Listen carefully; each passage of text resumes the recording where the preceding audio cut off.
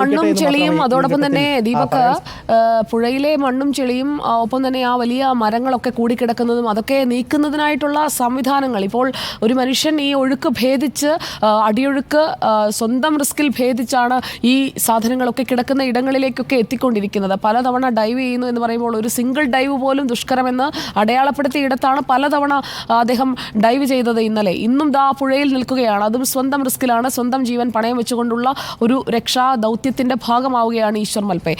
നോക്കൂ, അവിടേക്ക് ഈ ഡ്രജർ ബാർജുകൾ കൊണ്ടുവരുന്നതിന് അങ്ങനെയുള്ള സംവിധാനങ്ങളെല്ലാം ആ സാധ്യതകളെല്ലാം പൂർണ്ണമായും വേണ്ട എന്ന് വെച്ച് കഴിഞ്ഞോ ദീപക്? കാരണം ഈ ഗോവ പോർട്ട് വഴിയുള്ള റൂട്ട് മഴ കാരണം അടച്ചിട്ടിരിക്കുകയാണ്, തുറന്നോ എന്നറിയില്ല.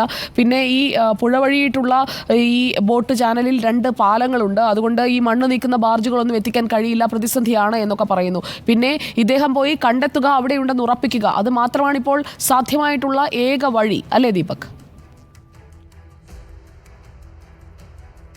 സുജയ, പൂർണ്ണമായും ഉപേക്ഷിച്ചു എന്നല്ല നമ്മൾ മനസ്സിലാക്കുന്നത്. പക്ഷേ അതിനുള്ള സാധ്യതകൾ ഇല്ല എന്നുള്ളതാണ്. സാധ്യതകൾ ഇല്ല എന്ന് പറയാൻ കാരണം ഈ 2 ബ്രിഡ്ജുകളാണ്. ആ 2 ബ്രിഡ്ജുകൾ കടന്ന് ആ ബാർജുകൾ, അതായത് പ്രൊക്ലൈൻ മൗണ്ടഡ് ആയിട്ടുള്ള ബാർജുകൾ ഈ മേഖലയിലേക്ക് എത്തിക്കുക എന്ന് പറയുന്നത് അത് ഇമ്പോസിബിളാണ് എന്നുള്ള വിലയിരുത്തലിലേക്ക് നിലവിൽ എത്തിയിട്ടുണ്ട്. അത് ജില്ലാ ഭരണകൂടവും എത്തിയിട്ടുണ്ട്.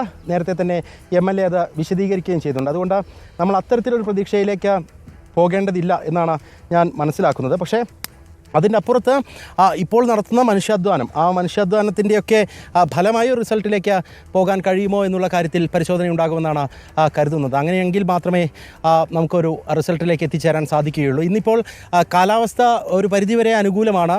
നദിയിലേക്ക് ഇറങ്ങുമ്പോൾ കനത്ത കാറ്റോ അല്ലെങ്കിൽ അത്തരത്തിൽ മഴയോ ഇല്ല എന്നുള്ളത് അല്പം ആശ്വാസം നൽകുന്നുണ്ട്.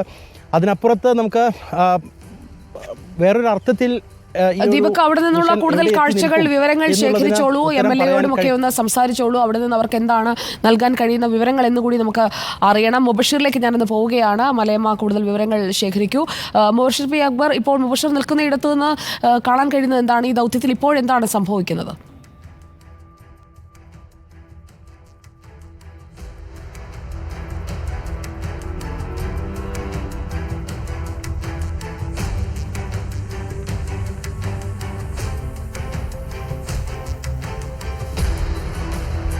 ിലേക്ക് ഇറങ്ങുക. ചെളി നിറഞ്ഞതിനാൽ അടിത്തട്ടിലെ ചിത്രങ്ങളും ലഭിക്കുന്നില്ല എന്നുള്ളതാണ്. ഈ ലോറിയുടെ നേരത്തെ സിഗ്നൽ ലഭിച്ച മേഖലയിൽ നിന്നും ലോറിയുടെ ചിത്രങ്ങളൊന്നും കണ്ടെത്താൻ സാധിക്കില്ല. ഡ്രോൺ ഉപയോഗിച്ചുള്ള പരിശോധനയിലായിരുന്നു നേരത്തെ സിഗ്നൽ ലഭിച്ചിരുന്നത്. എന്നാൽ തുടർ പരിശോധനകളൊന്നും തന്നെ പിന്നീട് ഇതുമായി ബന്ധപ്പെട്ട ചിത്രങ്ങളൊന്നും തന്നെ ലഭിച്ചിട്ടില്ല എന്നുള്ളതാണ്. 5 നോട്ട്സിന് മുകളിൽ, അതായത് മണിക്കൂറിൽ 10 കിലോമീറ്ററിലേറെ വേഗത്തിലാണ് നിലവിൽ ഒഴുക്ക് എന്നുള്ളതാണ് ഈശ്വർ മാൽപ്പെ തന്നെ വ്യക്തമാക്കിയിരിക്കുന്നത്.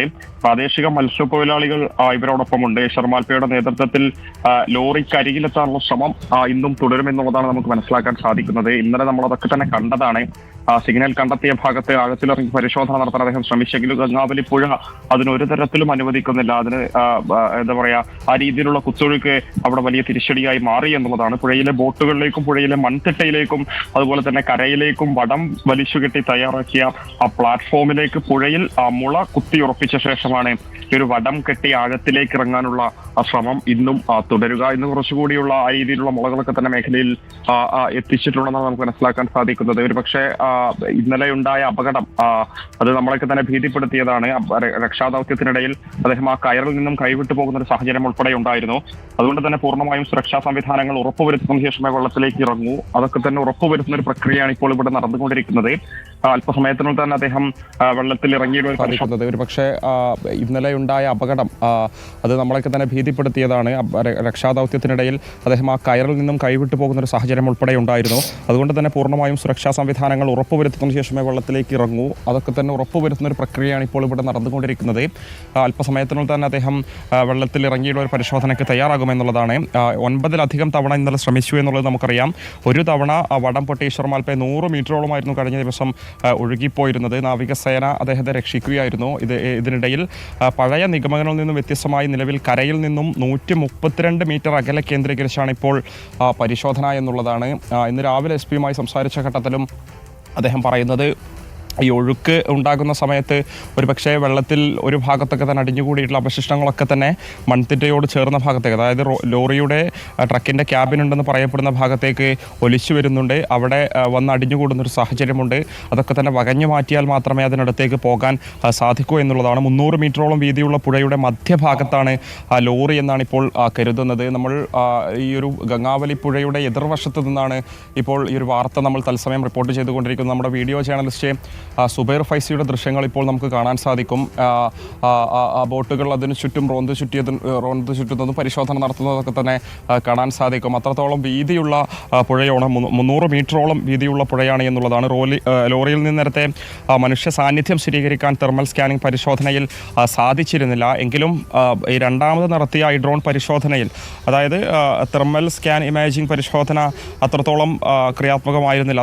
അതിലും കൃത്യമായിട്ടുള്ള സിഗ്നലുകൾ ലഭിച്ചിരുന്നില്ല. കാലാവസ്ഥ തന്നെയായിരുന്നു ഇതിൽ പ്രധാനപ്പെട്ട വെല്ലുവിളിയായി അവിടെ ഉണ്ടായിരുന്നത്. എന്തായാലും നിലവിൽ കണ്ടെത്തിയ സിഗ്നൽ പ്രകാരം ലോറിയുടെ ഡ്രൈവിംഗ് ക്യാബിനിൻ്റെ ഗ്ലാസ് അടക്കം തകർന്നിട്ടുണ്ടെങ്കിൽ അർജുൻ പുറത്തേക്ക് തെറിക്കാനുള്ള സാധ്യതയുണ്ടെന്ന് നേരത്തെ മേജർ ഉൾപ്പെടെയുള്ള ആളുകൾ നമ്മളോട് പങ്കുവച്ചിരുന്നു.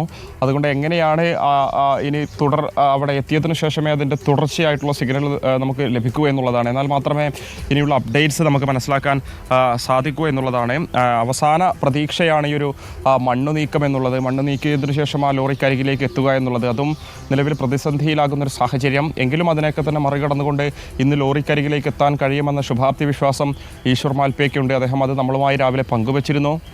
ആ ഒരു മരത്തടികളൊക്കെ തന്നെ വകഞ്ഞു മാറ്റിക്കൊണ്ട്, ഇലക്ട്രിക് കമ്പുകൾക്കിടയിൽ പെട്ടുപോയിരിക്കുന്ന മരത്തടികളൊക്കെ തന്നെ വകഞ്ഞു മാറ്റിക്കൊണ്ട് ലോറിക്കരി അരികിലേക്ക് എത്താൻ സാധിക്കുമെന്ന് അദ്ദേഹം തന്നെ പറയുന്നുണ്ട് എന്നുള്ളതാണ്. നിലവിൽ പരിശോധന നടക്കുന്ന സ്ഥലത്ത് ലോറി പാറക്കഷ്ണങ്ങളുടെയും ചെളിയുടെയും ഇടയിലാണെന്നത് നമുക്ക് നേരത്തെ തന്നെ വിവരം ലഭിച്ചിരുന്നു. അതൊക്കെ തന്നെ രക്ഷാദൗത്യ സംഘം തന്നെ അത്തരമൊരു നിഗമനത്തിലേക്ക് എത്തിയിരുന്നു. ഇവിടെ ലോറി പകുതി അത് തകർന്ന നിലയിലും അതുപോലെ തന്നെ ഡ്രൈവിംഗ് ക്യാബിൻ മുകളിലേക്ക് ഉയർന്ന നിലയിലുമാണെന്നാണ് ഒരു പ്രാഥമികമായ നിഗമനം. ലോറിക്കരികിലെത്താനുള്ള നിലവിലെ എല്ലാ ശ്രമങ്ങളും പരാജയപ്പെട്ടാൽ പുഴയിലെ മണ്ണും ചളിയും ബാർജുകളും ഉപയോഗിച്ച് നീക്കാനായിരിക്കും ഇനി ഇവർ ശ്രമിക്കുക എന്നുള്ളതാണ്. എന്നാൽ നിലവിലെ സാഹചര്യത്തിൽ ഈ സംവിധാനങ്ങളൊന്നും തന്നെ ഇവിടെ എത്തിച്ചിട്ടില്ല. അധികൃതർ ഞാൻ സൂചിപ്പിച്ചതായിരുന്നു, ആ സംവിധാനങ്ങൾ എത്തിക്കാത്തത് രക്ഷാദൗത്യത്തിന് വലിയ തിരിച്ചടിയാണ്. എന്തുകൊണ്ട് അത് ഇവിടെ എത്തിച്ചേരുന്നില്ല എന്നുള്ളത് സാങ്കേതിക തടസ്സങ്ങളാണ് പറയുന്നത് എങ്കിലും ഏകോപനമില്ലായ്മയാണോ എന്ന കാര്യത്തിൽ അവർ തന്നെ ഒരു പുനർവിചിന്തനം നടത്തേണ്ടതുണ്ട്. ഗോവയിൽ നിന്നും ഫ്ലോട്ടിംഗ് പ്ലാറ്റ്ഫോം ഉൾപ്പെടെയുള്ള സംവിധാനങ്ങൾ എത്തിച്ചാൽ ഒരു പക്ഷേ ഒന്നുകൂടെ സുഗമമായിരുന്നു ഈ ഒരു രക്ഷാദൗത്യം എന്നുള്ളതാണ്. ഈശ്വർ മാൽപ്പയെ പോലെ കടലിനോട് മല്ലടിക്കുന്നവർക്ക് ആ ഒരു സംവിധാനം ഇവിടെ ഉണ്ടായിരുന്നെങ്കിൽ ഈസിയായി വെള്ളത്തിലിറങ്ങാൻ സാധിക്കുമായിരുന്നു എന്നുള്ളതാണ് നമുക്ക് ഇവിടെ നിന്നും ആളുകളിൽ നിന്ന് മനസ്സിലാക്കാൻ സാധിക്കുന്നത്. പക്ഷേ ആ ഉപകരണങ്ങൾ എത്തിക്കാത്തതിനാൽ മനുഷ്യന് സാധ്യമാകുന്ന രീതിയിലുള്ള ഒരു രക്ഷാപ്രവർത്തനം മാത്രമേ നമുക്ക് പ്രതീക്ഷിക്കാൻ സാധിക്കൂ. അതുകൊണ്ട് തന്നെ ദൗത്യം ഏറെ പ്രതിസന്ധിയിലാണ്, അനിശ്ചിതത്വത്തിൽ തന്നെയാണ് നിലവിലും തുടരുന്നത്. ഈ ഒരു ബാർജുകൾ ഒരു പക്ഷേ എത്തിച്ചിരുന്നെങ്കിൽ ബാർജുകൾ ഉപയോഗിച്ച് ഒരു മണ്ണും അതുപോലെ തന്നെ അവശിഷ്ടങ്ങളും നീക്കം ചെയ്യാൻ ശ്രമിച്ചേനെ. പക്ഷേ ഗോവ പോർട്ട് വഴിയുള്ള റൂട്ട് മഴ കാരണം അടച്ചതിനാലും പുഴ വഴിയുള്ള ബോട്ട് ചാനലിൽ 2 പാലങ്ങളുള്ളതും ബാർജുകൾ എത്തിക്കുന്നതിൽ പ്രതിസന്ധി സൃഷ്ടിക്കുന്നു എന്നുള്ളതാണ് ഇന്ന് രാവിലെ ജില്ലാ കളക്ടറോട് ഞാൻ സംസാരിച്ച സമയത്ത് അവർ വ്യക്തമാക്കുന്നത്. എന്തായാലും ഇവിടെ ഈ രക്ഷാദൗത്യത്തിൻ്റെ 13ാമത്തെ ദിവസം നമുക്ക് ശുഭകരമായ കാര്യങ്ങൾ പ്രതീക്ഷിക്കാമെന്നുള്ളതാണ്. ഇപ്പോഴും പുഴയിലേക്ക് ഇറങ്ങിയുള്ള ഒരു പരിശോധന ആരംഭിച്ചിട്ടില്ല. സുബൈർ ഫൈസി ഇപ്പോൾ നൽകിക്കൊണ്ടിരിക്കുന്ന ദൃശ്യങ്ങൾ നമുക്ക് മനസ്സിലാക്കാൻ സാധിക്കുന്നത് ആ തീരത്തോട് ചേർന്ന ഭാഗത്തെ NDRFിൻ്റെ ബോട്ടിംഗ് സംഘമാണത് എന്നുള്ളതാണ് മനസ്സിലാക്കാൻ സാധിക്കുന്നത്. അവർ ആ ഒരു തീരത്തോട് ചേർന്നുകൊണ്ട് വീണ്ടും പരിശോധന നടത്തുന്നു എന്നുള്ളതാണ്. മറുഭാഗത്തെ ഒരു പക്ഷേ ഇതിൻ്റെ കുത്തൊഴുക്ക് മനസ്സിലാക്കാൻ വേണ്ടിയുള്ള ഒരു പരിശോധനയായിരിക്കും ഈ ഒരു മേഖലയിൽ തുടരുന്നത്. ഇവിടെ സജ്ജമാക്കിയിട്ടുള്ള ക്രമീകരണങ്ങളെക്കുറിച്ച് വീണ്ടും പറയുമ്പോൾ സുജയ, അതായത് പുഴയിലെ ബോട്ടുകളിലേക്കും പുഴയിലെ മൺതിട്ടയിലേക്കും കരയിലേക്കുമാണ് നിലവിൽ വടം വലിച്ചു കെട്ടിയിരിക്കുന്നത്. ഇത് വലിച്ചു കെട്ടിയതിനു ശേഷം തയ്യാറാക്കിയ പ്ലാറ്റ്ഫോമിലേക്ക് പുഴയിൽ മുള കുത്തിയുറപ്പിച്ച ശേഷമാണ് വടം കെട്ടി ആഴത്തിലേക്ക് ഇറങ്ങാനാണ് ശ്രമിക്കുന്നത് എന്നുള്ളതാണ്. ഇന്നലെ അതാണ് നമ്മൾ കണ്ടത്. അത് മനുഷ്യസാധ്യമായ ഒരു പ്രവർത്തനം മാത്രമാണ്. അത്യാധുനിക സംവിധാനങ്ങളൊന്നും തന്നെ ഇവിടെ എത്താത്തത് കൊണ്ടുള്ള ഒരു വലിയ ഒരു തിരിച്ചടിയാണ് ഈ ഒരു പ്രവർത്തനത്തെ ബാധിക്കുന്നത്.